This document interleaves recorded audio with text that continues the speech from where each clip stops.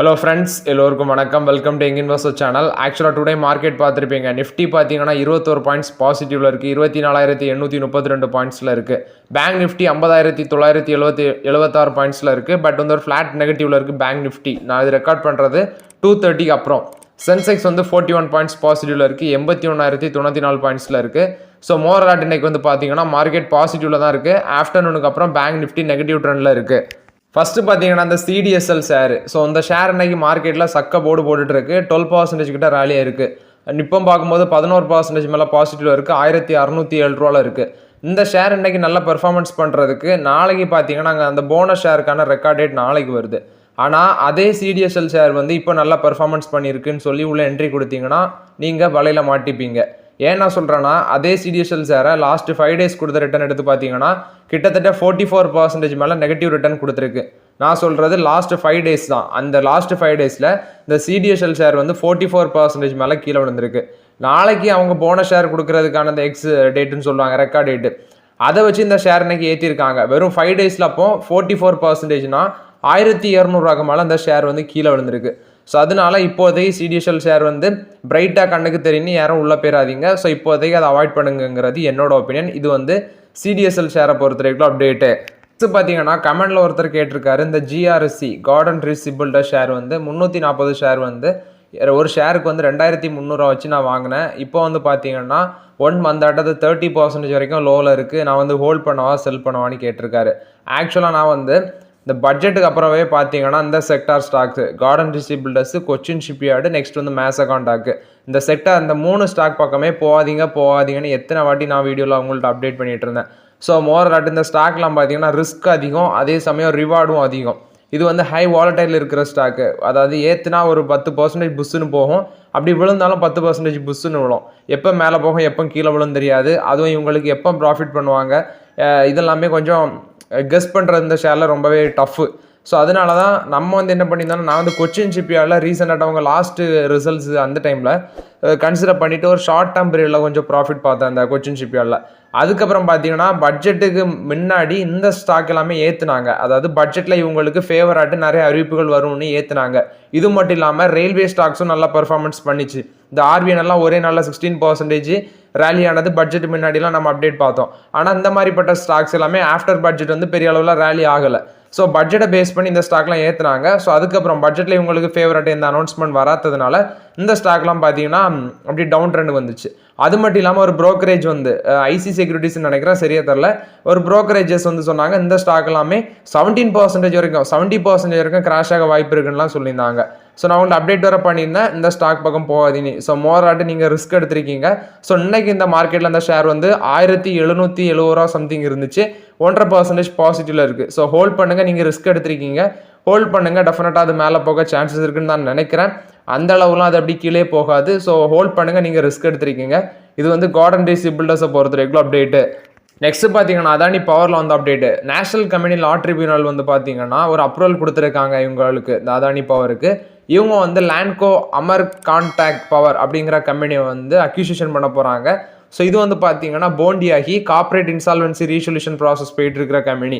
இதை தான் பார்த்தீங்கன்னா நாங்கள் அக்யூசியேஷன் பண்ணுறோம் அப்படின்னு சொல்லி அதானி பவர் வந்து NCLT போகிறாங்க. அவங்க வந்து இந்த ரீசொல்யூஷன் பிளான் அக்யூசியேஷன் பிளானுக்கு வந்து அப்ரூவலும் கொடுக்குறாங்க.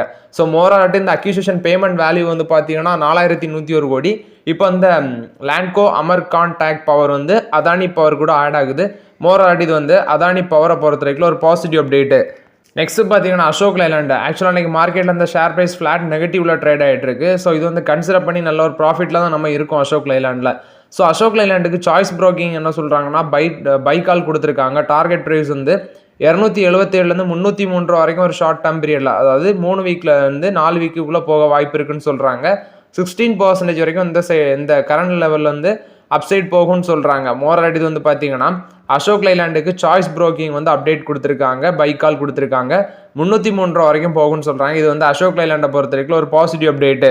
நெக்ஸ்ட் பார்த்தீங்கன்னா HDFC பேங்க் பார்த்தீங்கன்னா 1,627 ரூபாவில் ட்ரேட் ஆகிட்டு இருக்கு. ஒரு ஃப்ளாட் நெகட்டிவ்ல ட்ரேட் ஆகிட்டு இருக்கு. நம்மளோட லாஸ் கன்சிடரேஷன் லெவல் உங்களுக்கே தெரியும், 1,440 அந்த ரேஞ்சில் கன்சிடர் பண்ணியிருந்தோம்.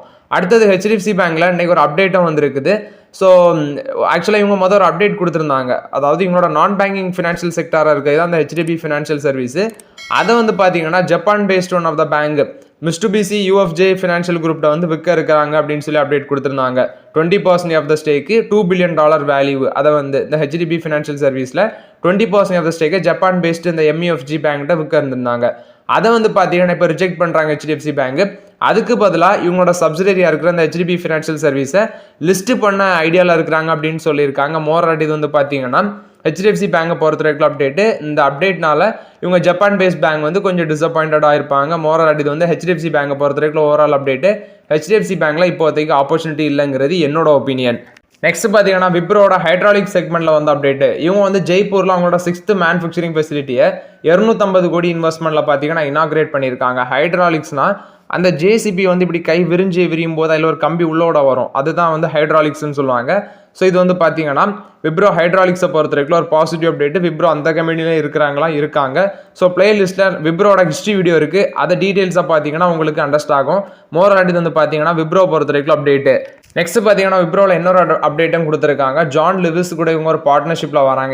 இது UK பேஸ்ட் ஒரு ID infrastructure, retail ID infrastructure company. இவங்களுக்கு கூட டிரான்ஸ்ஃபார்மேஷன் அண்ட் மாடர்னேஷன் அது சம்மந்தமாட்டு இந்த ஜான் லிவிஸ் கூட ஒரு பார்ட்னர்ஷிப்பில் வராங்க. ஸோ மோராட் இது விப்ரோவில் இன்னொரு அப்டேட். இது பார்த்தீங்கன்னா ஐடி செக்மெண்ட்டு, அது ஹைட்ராலிக் செக்மெண்ட்டு. நெக்ஸ்ட் பார்த்தீங்கன்னா இந்தியன் ஆயில் கார்பரேஷன் மேலே NSEயும் BSEயும் ஃபைன் விதிச்சிருக்காங்க. ஸோ சில லிமிட்டடை பார்த்தீங்கன்னா செபியோட ரெகுலேஷன் இவங்க விதிமீறல் பண்ணியிருக்காங்க. நான் கம்ப்ளைன்ஸ்ன்னு சொல்கிறாங்க. ஸோ அந்த விதிமீறலில் ஈடுபட்டதுனால இவங்களுக்கு ஃபைன் இது பண்ணியிருக்காங்க. அதாவது லாஸ்ட் குவார்ட்டரில் June 30, 2024 அந்த குவார்ட்டரில் இவங்க ஃபெயில் பண்ணியிருக்காங்க. சில ரெக்குவயர்மெண்ட்ஸை மீறினதுனால NSEயும் BSEயும் செப்பரேட்டட் 5,36,900 ஃபைன் இம்போஸ் பண்ணியிருக்காங்க. இது பார்த்தீங்கன்னா இந்தியன் ஆயில் கார்பரேஷனுக்கு NSEயும் BSEயும் ஃபைன் இம்போஸ் பண்ணியிருக்காங்க. இது இந்தியன் ஆயில் கார்பரேஷனில் நெகட்டிவ் அப்டேட்டு. நெக்ஸ்ட் பார்த்தீங்கன்னா TVS மோட்டரில் அப்டேட்டு. TVS மோட்டர் பார்த்தீங்கன்னா ஜூபிட்டர் 110cc அந்த செக்மெண்ட்டில் ஒரு ஸ்கூட்டி லான்ச் பண்ணியிருக்காங்க. ஸோ 73,700 அப்படின்னு சொல்லியிருக்காங்க. ஆல்ரெடி TVS மோட்டரோட அந்த ஜூபிட்டர் சேல்ஸ் பக்காவாக பண்ணியிருக்காங்க அப்படின்னு சொல்லி நேற்று நம்ம அந்த டீட்டெயில்ஸ் டிஸ்கஸ் பண்ணியிருந்தோம். TVS மோட்டரோட ஷேர் ப்ரைஸ் இன்னைக்கு மார்க்கெட்டில் 2,770 மேலே ட்ரேட் ஆகிட்டு இருக்கு. 2,774 ட்ரேட் ஆகிட்டு இருந்துச்சு. 2.5% கிட்ட பாசிட்டிவ்ல இருக்கு. இந்த ஸ்டாக்குக்கு பார்த்தீங்கன்னா சில புரோக்கரேஜஸ் அப்டேட் கொடுத்துருக்காங்க. ஸோ இந்த ரேஞ்சிலேருந்து 3,200 வரைக்கும் போகும்னு சொல்கிறாங்க. ஆக்சுவலாக UBS தான் கொடுத்துருக்காங்க பைக்கால். 3,000 கொடுத்துருந்தாங்க. இப்போ பார்த்தீங்கன்னா 3,200 வரைக்கும் போகும்னு சொல்கிறாங்க TVS மோட்டரில். இது TVS மோட்டரை பொறுத்த வரைக்கும் ஒரு பாசிட்டிவ் அப்டேட்டாக பார்க்கப்படுது. நெக்ஸ்ட் பார்த்தீங்கன்னா ஜோயல் காசு. இந்த ஜோயல் காசு பார்த்தீங்கன்னா ஆக்சுவலாக இவங்க IPO வர போகிறாங்கன்னு சொல்லியிருந்தாங்க. இந்த ஜோயல் காசோட சேர்மன் அண்ட் மேனேஜிங் டைரக்டர் என்ன அப்டேட் கொடுத்துருக்காங்கன்னா, இப்போ நாங்கள் IPO வர பிளானை கைவிடுறோம். எங்களோட எய்மே பார்த்தீங்கன்னா எக்ஸ்பென்ஷனில் தான் இருக்குது. ஆக்சுவலாக 60 நியூ ஸ்டோர்ஸ் அடுத்த 3 வருஷத்தில் ஓப்பன் பண்ண இருக்கிறோம். ஸோ அதனால அந்த IPO பிளானை கைவிடுறோம். குறிப்பாட்டு அவங்க ஓப்பன் பண்ணுற முக்கால்வாசி ஸ்டோர் சதர்ன் ஸ்டேட்டில் தான் இருக்கும், அதாவது சவுதர்ன் ஸ்டேட்டில் தான் இருக்கும்னு சொல்லியிருக்காங்க. இது ஜோயல் காசை பொறுத்த வரைக்கும் அப்டேட்டு. நெக்ஸ்ட் அனில் அம்பானி குறித்தான அப்டேட்டு. ஸோ அனில் அம்பானி பார்த்தீங்கன்னா ஆக்சுவலாக செபி இவங்க மேலே ஆக்ஷன் எடுத்திருக்காங்க. நெக்ஸ்ட் 5 இயர்ஸுக்கு செக்யூரிட்டி மார்க்கெட்டில் ட்ரேட் பண்ணக்கூடாது. அது மட்டும் இல்லாமல் 25 கோடி பார்த்தீங்கன்னா ஃபைன் அனௌன்ஸ் பண்ணியிருக்காங்க இவங்க மேலே. ஸோ எதுக்கு இப்படி பண்ணாங்க செபி அப்படின்னு நிறைய பேருக்கு கொஸ்டின் எழும். So Reliance home finance limited இதில் இன்வெஸ்டர்ஸ் அதிகமாட்டு இருக்கிறாங்க. இன்வெஸ்ட்மெண்ட் பண்ணியிருக்காங்க ஒரு காலத்தில் 2018.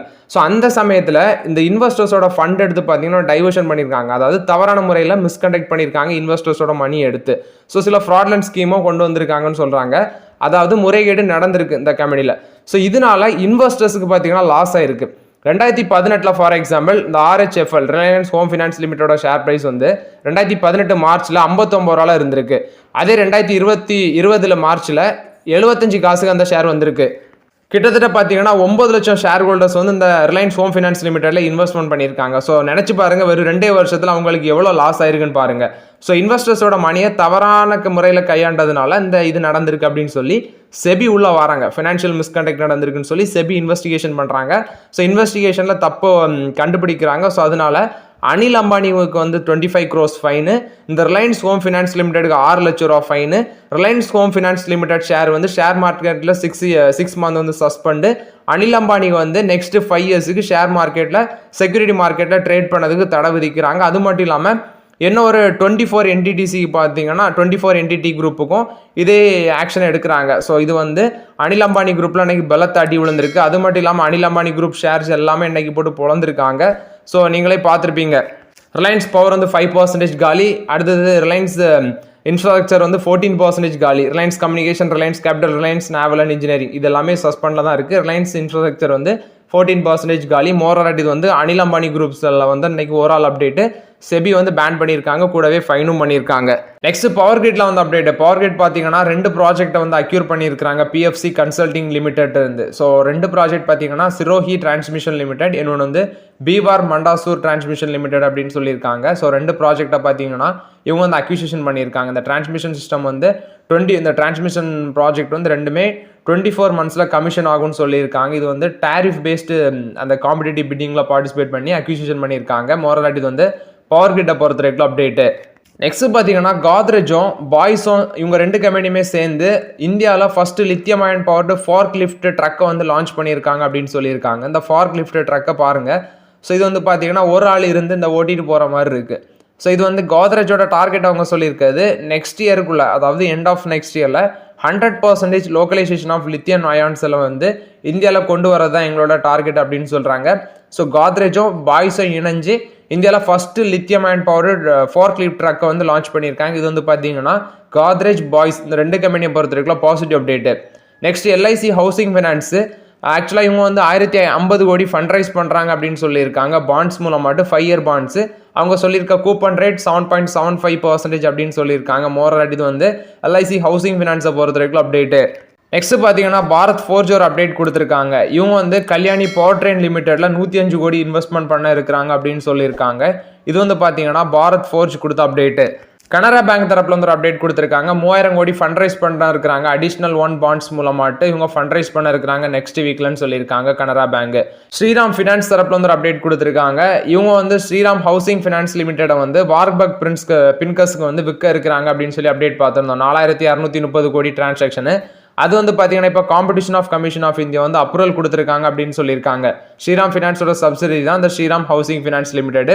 அதை வந்து வார்பக் பிரின்கர்ஸ்க்கு விற்க போகிறாங்க. ஸோ அதுக்கு வந்து இப்போ competition of commission of India approval கொடுத்துருக்காங்க. நெக்ஸ்ட் அம்புஜா சிமெண்ட்ஸில் நேற்று அப்டேட் கொடுத்துருந்த ஒரு பிளாக் டீல் நடக்க போகுதுன்னு.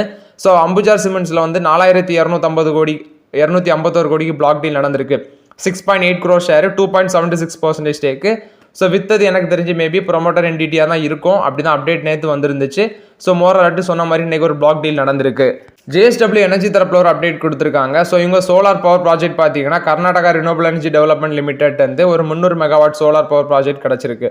நெக்ஸ்ட் என்டிபிசி கிட்ட வந்து ஒரு 300 மெகாவாட் உள்ள wind solar hybrid power project கிடச்சிருக்குன்னு சொல்லியிருக்காங்க. இது வந்து ஜேஎஸ்டபிள்யூ எனர்ஜியை பொறுத்த வரைக்கும் ஒரு positive update. So okay friends, ஆக்சுவலாக அந்த வீடியோவில் சில இம்பார்ட்டன்ட் அப்டேட்ஸ் எல்லாமே டிஸ்கஸ் பண்ணோம். அந்த வீடியோ உங்களுக்கு பயனுள்ளதாக இருக்கும்னு நினைக்கிறேன். பயனுள்ளதாக இருந்துச்சுன்னா லைக் பண்ணுங்கள், சப்ஸ்கிரைப் பண்ணுங்கள், கமெண்ட் பண்ணுங்கள். Okay friends, thank you.